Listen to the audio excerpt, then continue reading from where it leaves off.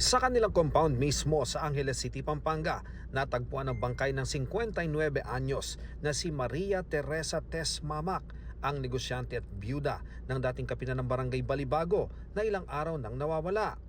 Lumakas ang hinala ng mga pulis na nasa compound lamang ang biktima dahil wala raw nakitang bakas ng dugo sa na-recover na puting sasakyan nito sa Magalang, Pampanga. Lalo't sa inisyal na pagsisiyasat ng Police Station 4 ng Angeles, may nakita silang bakas ng dugo sa pader, kartilya, washing machine at gripo sa compound.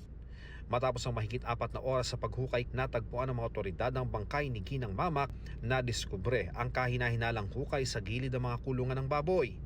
Ilang hakbang lamang mula sa tirahan ng driver ng pamilya. May napansin po na isang hukay na medyo malambot po yung lupa. Then habang hinuhukay po yung lupa ay meron pong nakita na paa. Sabi ng pulisya, sa lalim ng hukay, posibleng nakahanda na raw ito bago pa isinagawa ng suspect ang krimen. Kasi imposible pong makapaghuhukay ka po ng ganun kalalim within a span of 1 hour. Isinailalim na sa autopsy ang bangkay ng biktima para matukoy ang sanhi ng kanyang pagkamatay. Basag po dito sa may left part po ng ulo niya, and most likely po pinalo po yun ng isang matigas po na bagay. February 12 nang mapaulat na nawawala ang biktima.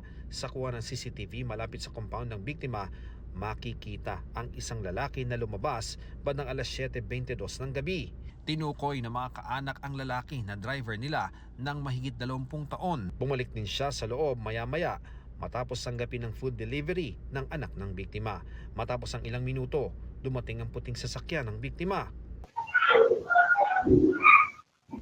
Alas 7:30 naman, narinig sa CCTV video ang sigaw ng isang babae sa loob ng bahay na pinaniniwalaang sa biktima.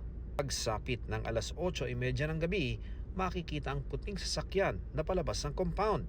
Ayon sa saksi, hindi siya maaring magkamali kung sino ang may dala nang umalis sa sasakyan. Mas ko sabi, nakita mo niya si nagmamadali. Lumundag siya sa sasakyan para isara yung gate, nagmamadali siya. Ang lalaking driver hindi na nakita at na-contact ng mga kaanak ng biktima simula noong February 12. Ayon sa pulisya, itinuturing na person of interest ang driver na target ngayon ng manhunt operation. Salang po yung huling nakita na kasama po nung victim po natin, and huling nakita na may tanan po nung sasakyan. Sinusundan po natin itong si through CCTVs kung saan po sa nagpunta. From the time na sumakay siya ng jeep papasok po ng Angeles. Si Pampanga 1st District Representative Carmelo Lasatin Jr. nag-alok din ng 200,000 pisong pabuya sa sinumang makapagbibigay ng impormasyon kung sino ang pumatay sa biktima.